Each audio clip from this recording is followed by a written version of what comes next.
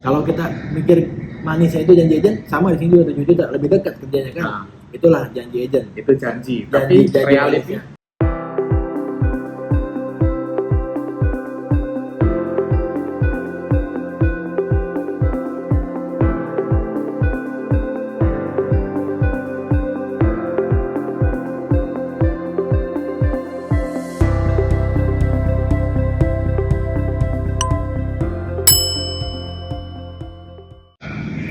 Assalamualaikum warahmatullahi wabarakatuh.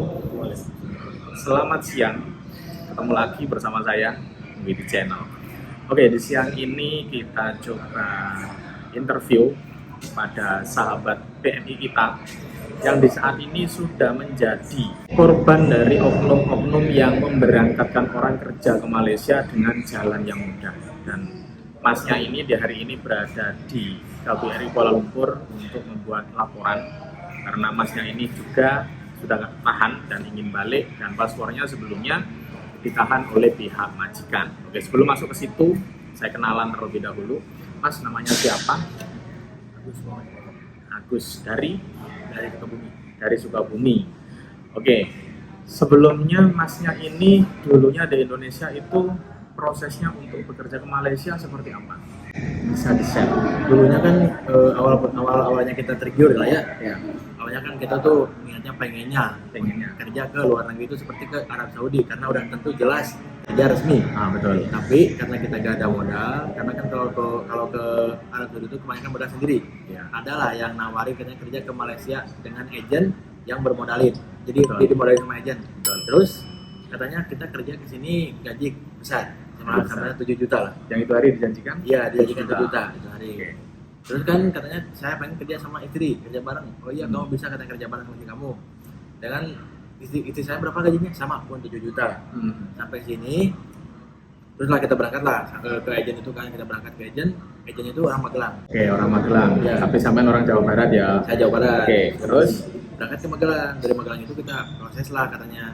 Karena kita resmi, katanya menunggu agak lama juga karena katanya proses itu gak semudah yang kita bayangkan katanya kan. betul. Terus berangkatlah kita bikin paspor. Nah, buat paspornya itu di mana? Di Kediri, Jawa Timur. Jauhnya. Ya mungkin saya nggak tahu lah. Mungkin 3 provinsi kok. apa mungkin dia udah punya kenalan di sana orang dalam.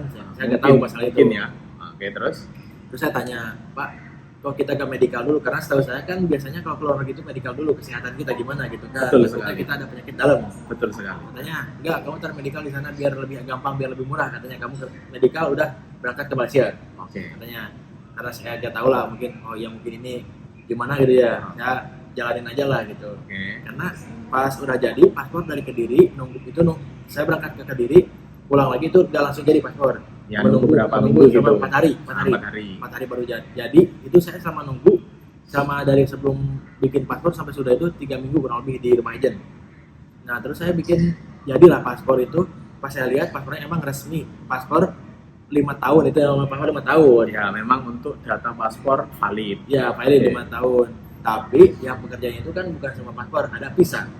Kalau Untuk untuk pergi kerja ke luar negara itu setidaknya memegang VDR kalau di Malaysia, visa dengan rujukan.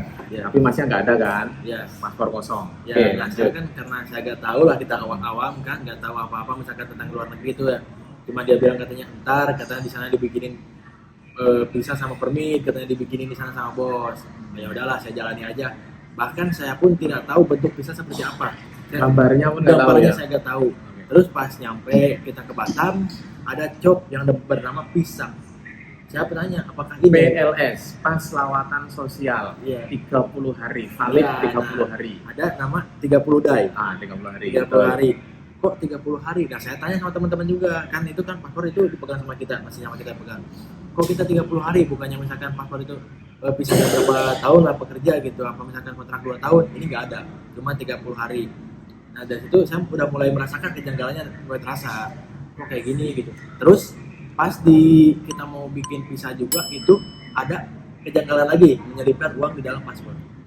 Oh, Dari situ kan, kok saya sudah ada resmi. tanda tanya besar. Iya, kok resmi tapi kok ada sogokan uang gitu. Betul. Sebanyak ya mungkin uangnya nggak terlalu banyak ya. Tapi kan ada indikasi di situ Ada sebetulnya indikasi. masnya sudah merasa. Iya udah merasa, tapi kita udah terlanjur basah, udah terlanjur berangkat lah.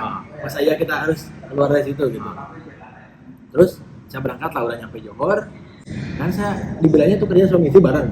Kan sampai- janji di awal iya, kan di awalnya kerja bersama gitu, kan. bareng. Tapi pas nyampe Johor katanya, Agus kamu kerja di apa, di restoran, sementara istri kamu kerja di mana dulu gitu. Nah Pak kok kayak gini, tapi kan kerjanya kan awalnya saya kerja di apa, di villa, kerja bareng, saya sebagai tukang kebun, dia di dalam villa gitu. Cerita acaranya Ya, yang pertama. katanya gini, mohon maaf katanya, dengan beribu alasan dia lah katanya, sekarang nggak ada, ntar kamu Januari baru bisa pindah kerja bareng katanya. Nah sampai Januari ya saya dipisah lah kerja dari situ sama istri saya, ya udah saya terima aja lah, mungkin gimana juga karena saya juga melawan juga nggak bisa, karena nggak mungkin lah kita misalkan di situ ditinggal sama aja, apalagi kan kita belum tahu apa-apa, nggak tahu daerah mana Orang gitu baru kan, gitu kan. di Johor baru. Nah saya jalani lah kita kerja di pisah, tapi sampai Januari saya dari situ kan udah mulai gak enak banget lah ya. Saya nanyakan juga sama Ega, gimana kan saya katanya Januari mau disatuin, tetap aja gak ada jawaban. Dari situ saya juga sempat bikin postingan juga lah, melaporkan dia lah, maksudnya ke kita menghimbau lah buat yang lain, Sahabat-sahabat buat yang lain yang belum jadi korban ya. yang belum jadi korban. Saya sempat bikin postingan ini, saya cuma mengasih himbauan buat kawan-kawan yang lain, jangan sampai tergiur dengan janji agent. Kita imbangin aja, gaji di luar negeri seperti di Saudi, jauh-jauh gaji cuma sama aja, kurang lebih 7 juta. Betul. Kalau kita mikir manisnya itu janji agent, sama di sini juga 7 juta, lebih dekat kerjanya kan. Nah. Itulah janji agent. Itu janji. Tapi realitanya realitanya nggak ada kebuktiannya nggak ada. selang masuk itu kerja berbulan-bulan itu per bulannya diberi berapa? Cuma jadi dijanjikan dari ini kan dari majikan kita ya. Ya. Kalau dari agent itu janjinya 7 juta, mungkin kalau kurang lebih 2.000 ringgit lah. Ini cuma dikasih kita 1.400 ringgit, dipotong 400 ringgit buat agent. Katanya Sudah potongan. ada potongan. Jadi tinggal 1.100. enggak 1.000 pas, kadang 1.000 1.000 pas, dipotong 400-nya. Jadi pas 1.000. Itu selama 10 bulan. Jadi potongan kita 4.000. Itu 4.000 itu nggak tahu buat apa, katanya buat ongkos ke sini, sedangkan buat ongkos ke sini apakah habis segitu? Nggak habis. Katanya di sini kita kan juga gak ada bikin permit, visa pun kita seadanya cuma 1 bulan. Terus potongan 4.000 itu kadang saya mikir buat apa gitu. Tapi ya mungkin itulah kelebihannya agent gitu. Oh, jadi di situ bisa dapat disimpulkan, masnya ini sebelumnya dari Indonesia mendapatkan promosi iklan gitu kan, Iya. kerja ke Malaysia tanpa biaya, dan sudah dilalui semua proses mulai dari paspor, masuk sampai sini, endingnya gaji dan kerja tidak sesuai dengan apa yang dijanjikan di awal.